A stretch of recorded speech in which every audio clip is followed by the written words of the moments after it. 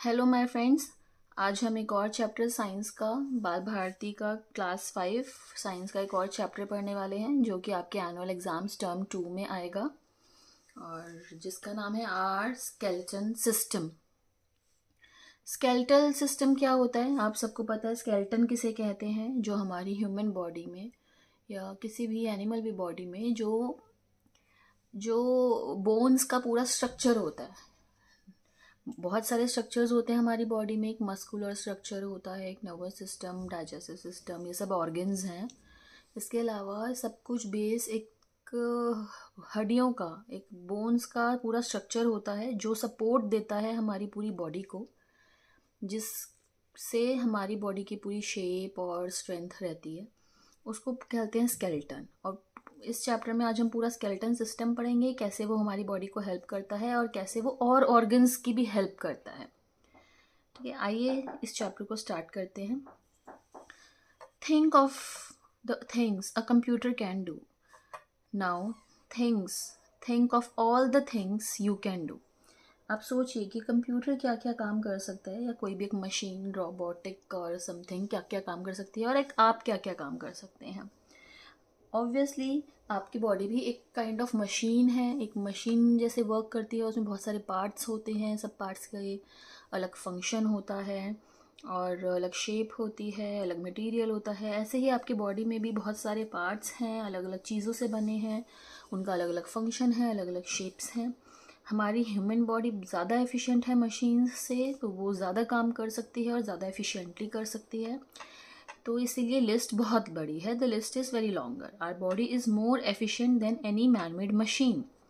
Now think of all the functions that your body performs and so many of them at the same time.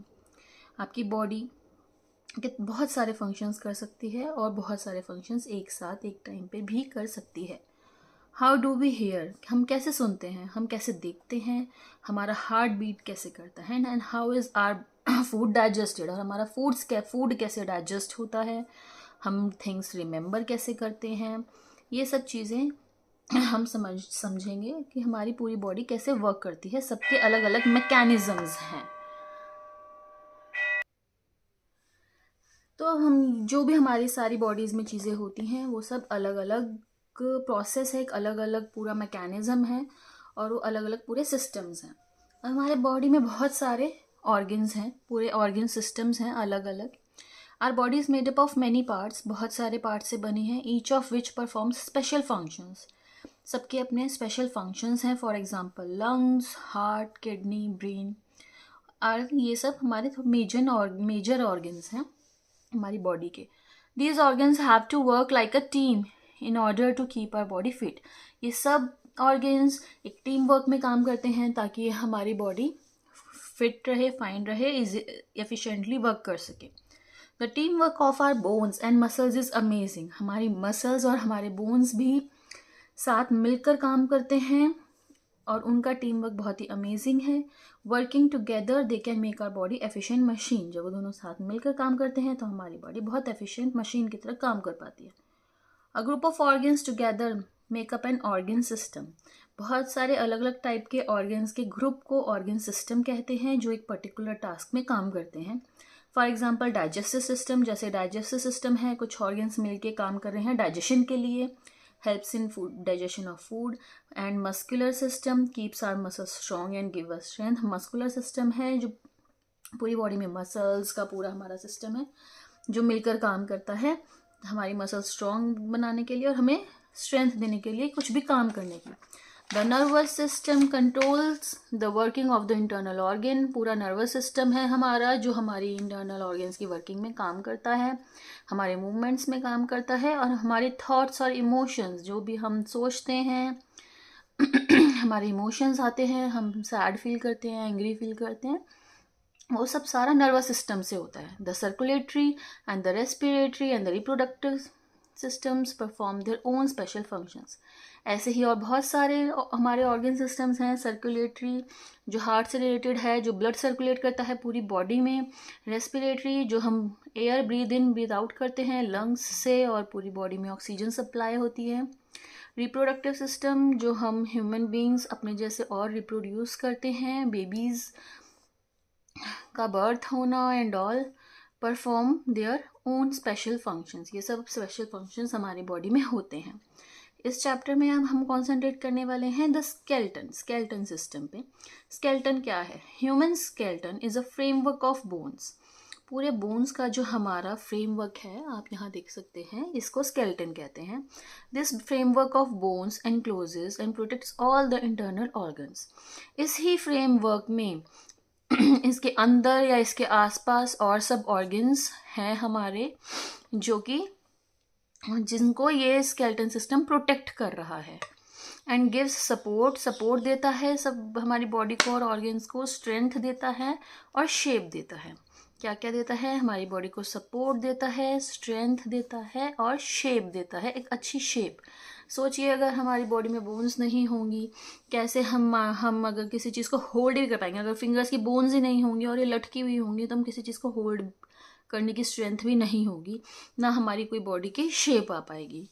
An adult human has 206 bones of different sizes and shapes in his body. एक बड़े human में, एक adult में total 206 bones होती हैं, जो कि अलग अलग साइजेस और अलग अलग शेप्स की होती हैं।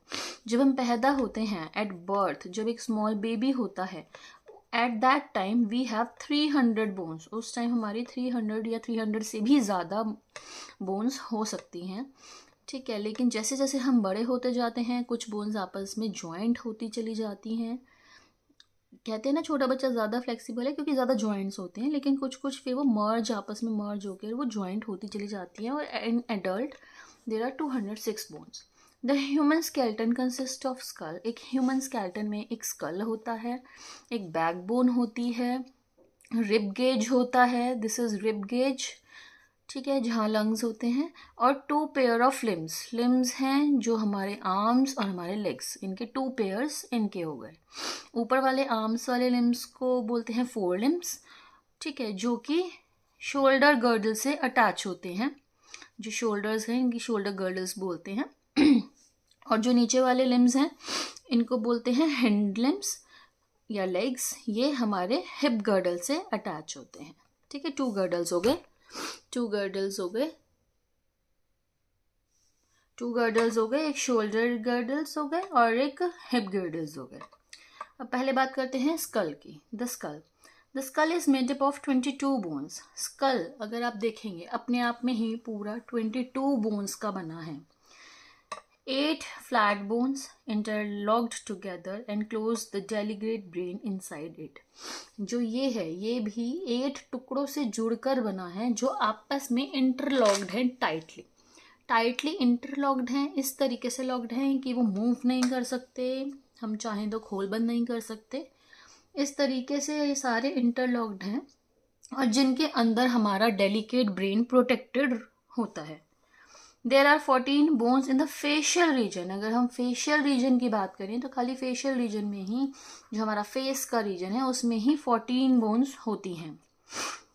And among them only lower jaw is movable. और इन सब 14 में से सिर्फ जो ये लोअर जॉ है, सिर्फ हम इसी को मूव कर पाते हैं, बाकी सब मूव नहीं हो सकती। It enables us to eat and talk, जिससे कि हम खा सकते हैं और बोल सकते हैं। नेक्स्ट आते हैं बैकबोन या spine. The skull is attach to the backbone. जो ये स्कल है ये अटैच होता है इस बैकबोन से, ये इससे अटैच होता है, ये आती है नीचे backbone, which forms the main axis of the skeleton, जो कि स्केलेटन का पूरा, अगर आप इसको देखेंगे, का पूरा मेन एक्सिस है। मीन्स मेन उसको सपोर्ट देने वाला एक डंडा है बीच में, जिससे सारी चीज़ें जुड़ी हैं, जो सारी चीज़ें जिससे सपोर्टेड हैं या कनेक्टेड है। It is made up of 33 small bones. ये जो है ये 33 स्मॉल बोन्स का बना है, जिनको वर्टिब्रे भी बोलते हैं, which form a strong column called vertebral column, जो एक स्ट्रॉन्ग कॉलम लाइक स्ट्रक्चर बना देता है, जिसको वर्टिब्रल कॉलम भी कहते हैं। The vertebral column protects the delicate spinal cord. जो हमारी स्पाइनल कॉर्ड होती है उसको ये प्रोटेक्ट करता है, वो यहीं पर होती है। तो स्कल हमारा प्रोटेक्ट करता है ब्रेन को, बैकबोन हमारी प्रोटेक्ट करती है स्पाइनल कॉर्ड को। नेक्स्ट आ गया rib gauge. This one, rib gauge, इसमें 12 पेयर्स मीन्स 12 इधर 12 इधर, 12 पेयर्स बो शेप्ड रिब्स होती हैं. What is bow shaped? Like this. Bow shaped की रिब्स होती हैं ऐसे, जो कि form a cage and enclose the heart and the lungs, जो कि केज लाइक स्ट्रक्चर बनाती हैं हार्ट के लिए और लंग्स के लिए. लंग्स भी यहाँ अंदर होते हैं और हार्ट भी यहाँ अंदर होता है, जो रिब्स प्रोटेक्ट करते हैं इन दोनों को. Ribs are delicate and curved bones which are joint to the backbone and breast bone. ये एक कर्व्ड और बहुत डेलिकेट होती है, इनको रिब्स कहते हैं. एक एक को कर्व्ड लाइक बोन्स हैं, ठीक है. पीछे से ये कनेक्टेड हैं बैकबोन के इसके, और आगे जो इसको बोलते हैं ब्रेस्ट बोन. आगे से ये कनेक्टेड है ब्रेस्ट बोन के. अब आप देखेंगे जो बैकबोन है पीछे वो काफ़ी बड़ी है, नीचे कमर तक जा रही है, लेकिन जो आगे ब्रेस्ट बोन होती है हमारी, ये छोटी होती है. तो ये छोटी होती है तो सारी रिब्स इस पर अटैच नहीं हो पाती. सिर्फ लास्ट की 2 रिब्स ऐसी होती हैं जो इस पीछे से अटैच होती हैं. लास्ट की जो 2 रिब्स होती हैं पीछे से अटैच हैं बैकबोन के, आगे से वो ब्रेस्ट बोन के अटैच नहीं होती, तो वो आगे से कर्व ले रही होती हैं. अब पढ़ेंगे यहाँ, the ribs are delicate and curved bones which are joined to the backbone and the breastbone. The lowest 2 pairs are called floating ribs. इनको इसीलिए floating ribs कहते हैं. Are joined only to the backbone, क्योंकि आगे breastbone पे attach नहीं होती है. नेक्स्ट आता है the limbs, means hands or legs. The forelimbs means arms are joined to the spine with the help of shoulder girdle. spine से ये connected है shoulder girdle के through, consisting of a pair of shoulder blades and pair of collar bones. जो कि shoulder girdle में क्या क्या आ गया? shoulder girdle में आ गया shoulder के blades, जो यहाँ shoulder की bones हैं, और collar bone, जो हमारे यहाँ पे जहाँ हम necklace पहनते हैं या boys के collar आते हैं, यहाँ पे आप touch करके देखेंगे तो आपको कुछ हार्ड फील होता है, इसको कॉलर बोन कहते हैं. तो शोल्डर ब्लेड्स और कॉलर बोन्स ये शोल्डर गिल्डर्स कहलाती हैं, जिनसे हमारी आर्म बोन्स अटैच्ड हैं और फिर वो इनडायरेक्टली स्पाइन से अटैच्ड हैं, कनेक्टेड हैं. द पावरफुल थाई बोन, जो हमारी थाई बोन होती है पावरफुल, उसको फेम्योर भी कहते हैं. फेमोर जो है ये हमारी पूरी बॉडी का वेट बियर करता है और ये लॉन्गेस्ट बोन है. थाइज वाली बोन हमारी लॉन्गेस्ट और स्ट्रॉन्गेस्ट बोन मानी जाती है बॉडी की. The femur fits into the hip girdle, ये हिप गिर्डल में फिट होता है with a ball and socket joint. Hip girdle में ये बोन कैसे होती है? ऐसे काइंड ऑफ सॉकेट होता है और एक बॉल, तो ये इसमें ऐसे इसमें फिट होता है ये, जो कि ये ऐसे ऐसे मूव कर पाता है. ठीक है. And is connected to the lower leg at the knee joint. और फिर जो हमारा लोअर लेग वाली बोन है उससे ये जॉइंट होता है नी जॉइंट में. The long bones of the skeleton are hollow, जो स्केल्टन में लॉन्ग बोन्स होती हैं. लॉन्ग बोन्स ज़्यादातर लिम्स की ही होती हैं, हैंड लिम्स या लेग लिम्स की. तो जो ये लिम्स की लॉन्ग बोन्स होती हैं ये अंदर से खोखली होती हैं, हॉलो होती हैं, और ये भरी हुई होती हैं अंदर बहुत ही सॉफ्ट और फैटी सब्सटेंस, कोई बहुत एक नरम चीज़ से अंदर भरी होती हैं, जिसको बोन मैरो कहा जाता है. अब हम फंक्शंस की बात करेंगे. Functions of skeleton. The bones of the skeleton give shape, strength and support to our body, ये हम समझ चुके हैं. They also protect our internal organs, ये हमारे इंटरनल ऑर्गन्स को भी प्रोटेक्ट करते हैं. एक बार रिवाइज करते हैं कौन किस को प्रोटेक्ट करता है. स्कल प्रोटेक्ट करता है डेलिकेट ब्रेन को. आई बॉल्स कहाँ होती हैं? आई बॉल्स यहाँ होती हैं इसके अंदर. तो जो ये बाउंड्री है, ये बाउंड्री थोड़ी सी उठी हुई होती है. आप अपनी आइज़ पे टच करके देखें, हैंड रखें, टच करें, ठीक है, ऐसे पूरा फ्लैट आर्म लें और आप अपनी इसको आइज़ पे टच करें, तो आप नोटिस करेंगे कि आप आसपास की बोन पे टच कर रहे हैं, आपको पूरा बॉल लाइक स्ट्रक्चर टच नहीं हो पा रहा है, क्योंकि वो इसके अंदर है और ये जो पूरी बाउंड्री है थोड़ी उठी हुई, ये उसको प्रोटेक्ट कर रही है. The eyeball is protected in the bone eye socket. Eye का सॉकेट है बोनी, बोन वाला सॉकेट बना हुआ है, उसमें प्रोटेक्टेड है. The back bone protect spinal cord. Rib cage protect lungs and hearts. And hip girdles, जो हिप गिर्डल्स है ये प्रोटेक्ट करते हैं हमारा यूरिनरी ब्लैडर को. Muscles are attach to the bones and make movement possible. Muscles जो होती हैं सारी वो हमारी पूरी बॉडी में सब बोन्स से अटैच होती हैं. तो जब हमारा नर्वस सिस्टम कोई भी कंट्रोल करता है और कोई भी हमारी बॉडी को एक्शन करने के लिए मैसेज भेजता है कि हैंड उठाओ, लेग उठाओ, चलो, चीज़ उठाओ। तो क्या करता है, मसल्स मूव करती हैं, और क्योंकि बोन्स हमारी मसल्स से अटैच्ड हैं तो वो बोन भी मूव करती है। लाइक मैं अपनी मसल्स ये मूव कर रही हूँ, तो ये मेरी हैंड की बोन्स मूव हो पा रही हैं। White blood cells and red blood cells are produced by the bone marrow in hollow bones. जो हमारी ये बोन के अंदर, हॉलो बोन्स के अंदर बोन मैरो होता है, ये प्रोड्यूस करता है एक वाइट ब्लड सेल्स और एक red blood cells. White blood cells क्या काम करता है? वाइट ब्लड सेल्स जो भी कोई फॉरेन ऑर्गेनिजम्स हैं जो हमारी बॉडी में घुस आए हैं उनसे लड़ने में हेल्प करता है। अब फॉरेन ऑर्गेनिजम्स क्या होते हैं? फॉरेन ऑर्गेनिजम्स होते हैं जो अब आपने अभी हमने पीछे चैप्टर्स में पढ़े थे, लाइक फंगाई, बैक्टीरिया, या कोई भी ऐसा वायरस जो हमारी बॉडी में एंटर कर जाता है, तो वो एक ऑर्गेनिजम्स होते हैं जो हमारी बॉडी में फैलते हैं या हमें बीमार करते हैं, बीमारी लाते हैं। तो ये फॉरेन ऑर्गेनिज्म से वाइट ब्लड सेल्स फाइट करता है। कोई चोट भी लग जाती है तो जर्म्स चले गए अंदर, तो उनसे फाइट करता है और हमें प्रोटेक्ट करता है। आगे हम पढ़ेंगे जॉइंट्स के बारे में। जॉइंट्स क्या हैं? A joint is a meeting point of a bone held together by strong tissue called ligaments. Joints क्या हैं? जॉइंट्स बोन्स के, टू बोन्स हैं, तो टू बोन्स के मीटिंग पॉइंट्स हैं जहाँ से वो जुड़े हुए हैं। और वो जुड़े बिल्कुल ऐसे जुड़े नहीं होते, वो जुड़े एक बहुत स्मॉल टिश्यूज़ होते हैं, स्ट्रॉन्ग टिश्यूज़, जिनसे वो जुड़े होते हैं जॉइंट्स, जिनको कहते हैं लिगामेंट्स। कहते हैं, बहुत बार आपने सुना होगा कि कभी हमारा कोई जॉइंट, हम कभी कुछ चोट लग गई तो जॉइंट हिल गया तो लिगामेंट्स टूट जाते हैं। तो आपने बहुत बार सुना होगा कि लिगामेंट्स टूट गए इसके, ठीक है। तो ये टूट जाते हैं, फ्रैक्चर बोन में नहीं हुआ होता पर लिगामेंट्स टूट जाते हैं, वो भी काइंड ऑफ फ्रैक्चर में आता है, ठीक है। There are several joints in our body. हमारी बॉडी में बहुत सारे जॉइंट्स हैं। All the joints except those in the skull are movable. सिर्फ स्कल ऐसा है जिसके जॉइंट सारे इंटरलॉक्ड हैं, मूव नहीं हो पाते, बाकी हमारी बॉडी में सब जॉइंट्स मूव हो पाते हैं। The bones in the skull are interlocked making the joint immovable. और कोई भी जॉइंट्स होते हैं वो मूव हो पाते हैं। मूवेबल जॉइंट्स, पहले हम बात करेंगे मूवेबल जॉइंट्स की, ठीक है।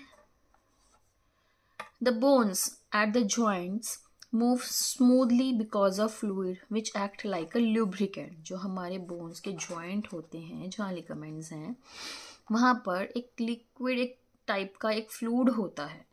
जैसे फॉर एग्जांपल कोई मशीन में भी वर्क नहीं कर पा रही है, स्मूथली वर्क नहीं कर पा रही है, तो हम क्या करते हैं, उसमें ऑयलिंग करते हैं या ग्रीसिंग करते हैं, कुछ चिकनाहट डालते हैं जिससे फिर वो स्मूथली मूव हो पाती है, उसके जॉइंट्स आपस में रगड़ खा पाते हैं। इसी तरीके से हमारे बॉडी में भी बोन्स के बीच में कुछ फ्लूइड टाइप स्ट्रक्चर होता है जो लुब्रिकेंट का काम करता है, जिससे जॉइंट स्मूथली मूव हो पाते हैं। There are 4 types of movable joints in our body. पहला पढ़ेंगे हिंज जॉइंट। हिंज जॉइंट क्या होता है? A hinge joint is like a hinges in the door. जैसे हमारे डोर में कब्जे लगे होते हैं, हिंजेस लगे होते हैं, उस टाइप का जॉइंट होता है। It can move the bones only in one direction, like this.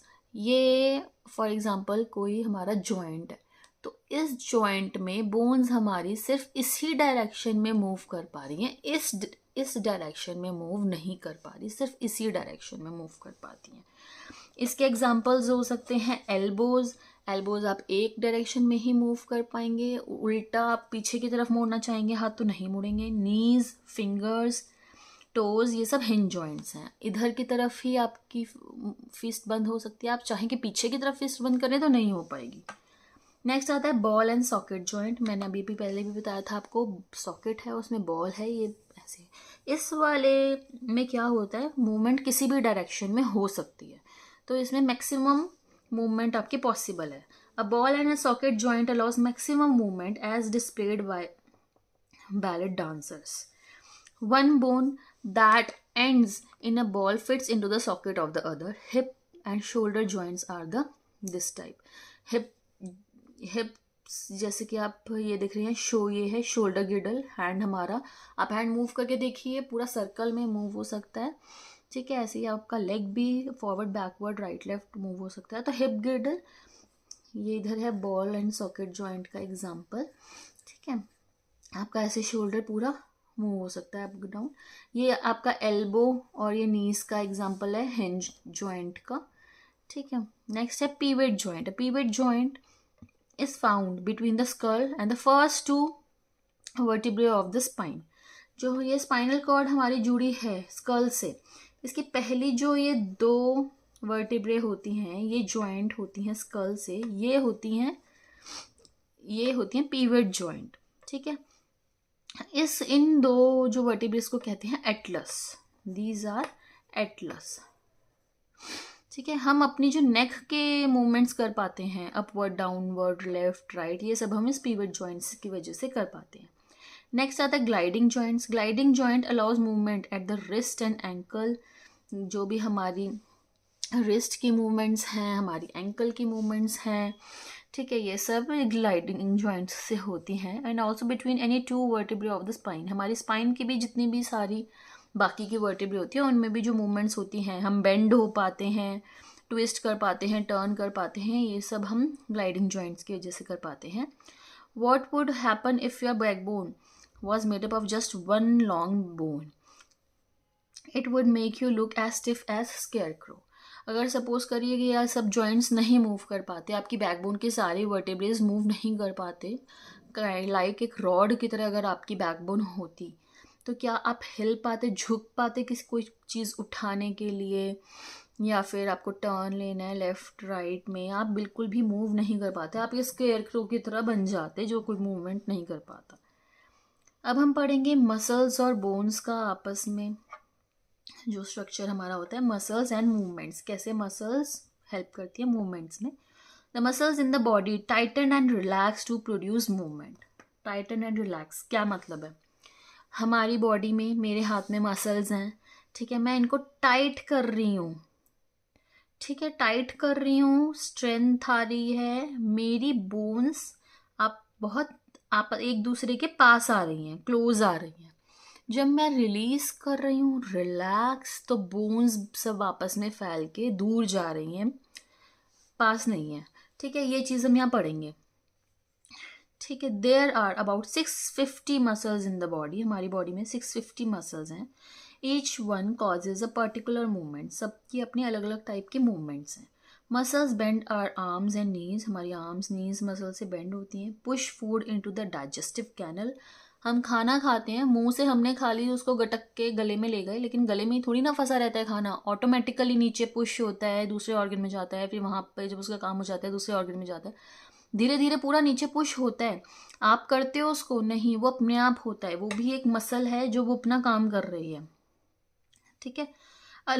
Air inhale, lungs, आप हवा अंदर ले रहे हो, ब्रीद इन कर रहे हो, अब अंदर हवा जा रही है, वो कहाँ जा रही है, कैसे लंग्स तक पहुंची, कैसे क्या आया, वापस बाहर आई, आप नहीं कंट्रोल कर सकते, और ये सब भी मसल्स कर रही हैं, ठीक है। हमारा फूड च्यू कर रहे हैं, हमारा हार्ट बीट कर रहा है, ये सब मसल्स के काम हो रहे हैं। मसल्स बोन से अटैच होती हैं बहुत ही स्ट्रॉन्ग फाइबर से, जिनको कहते हैं टेंडन्स। हम बोन है, वो सारी मसल्स भी उनसे चिपकी हुई हैं, तभी मूवमेंट हो पाएगी। तो वो जो चिपकी होती है वो बहुत छोटे छोटे फाइबर लाइक स्ट्रक्चर से चिपकी होती है, जिनको टेंडन्स कहते हैं।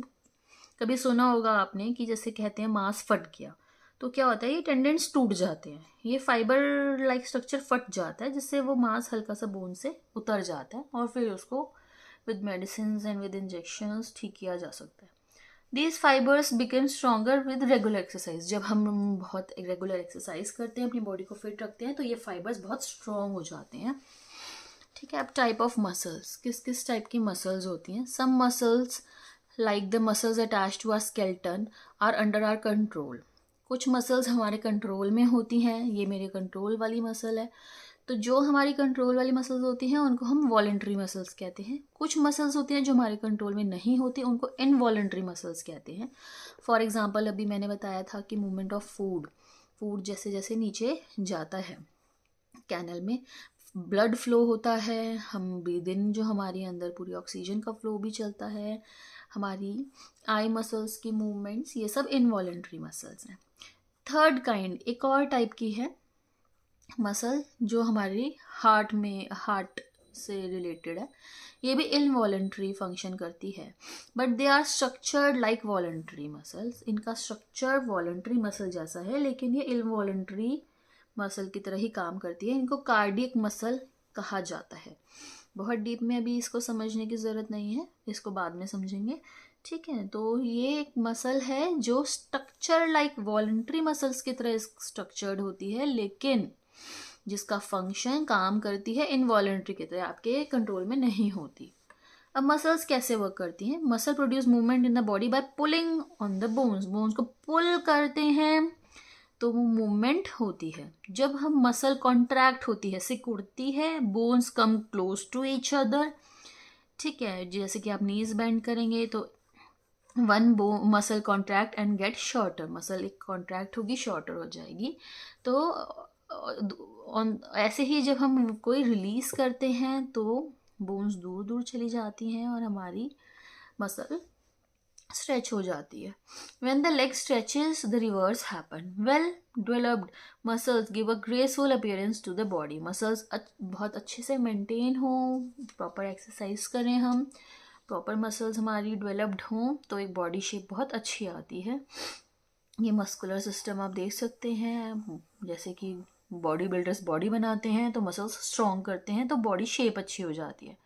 To keep the muscles in good shape, we must maintain good posture while we sit or stand or walk. Muscles अच्छे रखने के लिए हमको सबसे ज़्यादा ज़रूरी है अपने पोस्चर, गुड पोस्चर पे ध्यान देना, जो कि आजकल बिल्कुल लोग नहीं करते हैं, ठीक है। सीधा खड़ा रहना, सीधा बैठना, चलना, टीवी देख रहे हैं, सोफों पे बेड पे बैठे हैं, टेढ़ा होके लेट गए, इधर तकिया लगा लिया, उधर गिर गए। इसी वजह से अब आजकल फिर लोगों की कभी कमर में दर्द, कभी नी प्रॉब्लम ज़्यादा होते हैं, क्योंकि हमारे पॉस्चर्स ठीक नहीं होते, ठीक है। आवर बॉडी इज़ अमेजिंग, हमारी बॉडी बहुत अमेजिंग है, हमें इसका बहुत ध्यान रखना चाहिए। प्रॉपर एक्सरसाइज और रेस्ट ज़रूरी है, ठीक है। ये नहीं है थोड़ा रेस्ट कर लिया हो गया, एनर्जी आ गई, नहीं, हमारी बॉडी को रेस्ट भी प्रॉपर ज़रूरी है। हम बीमार होंगे तो हील जब भी हो पाएंगे जब हमारी पूरी एनर्जी उसको हीलिंग में लगाएगी, हम प्रॉपर रेस्ट करेंगे तभी। We must have healthy diet, इसलिए हमें हेल्दी डाइट खानी चाहिए, जंक फूड नहीं खाना चाहिए। सबसे इम्पॉर्टेंट बात, हम खाना क्यों खाते हैं? हम खाना टेस्ट के लिए नहीं खाते हैं, पेट भरने के लिए नहीं खाते हैं, हम खाना खाते हैं क्योंकि वो पेट्रोल है, हमारी बॉडी को चलने के लिए न्यूट्रिशन चाहिए जिससे वो चलेगी। अगर आप उसको न्यूट्रिशन नहीं देंगे तो वो नहीं ठीक से चलेगी, काम नहीं करेगी। हम खाना सिर्फ अपनी बॉडी को एनर्जी देने के लिए, न्यूट्रिशन देने के लिए खाते हैं, कुछ बीमारी आ गई उससे लड़ने के लिए खाते हैं। तो उसको वो चीज़ प्रोवाइड करोगे तो वो चीज़ प्रॉपर फंक्शन करेगी। प्रोवाइड करोगे ही नहीं, जंक फूड खाओगे जिसमें न्यूट्रिशंस नहीं है, तो वो प्रॉपर नहीं वर्क करेगी और कोई ना कोई नुकसान आएगा तो और बॉडी बीमार ही हो जाएगी, ठीक है। तो ये था हमारा स्केलेटन वाला चैप्टर। होप आप सबको पसंद आया होगा। प्लीज़ मुझे डाउट्स कमेंट बॉक्स में ज़रूर बताइएगा, और अगर कोई आपको और कोई आपकी कोई रिक्वेस्ट है तो मुझे वो भी ज़रूर बताइएगा। Thank you so much.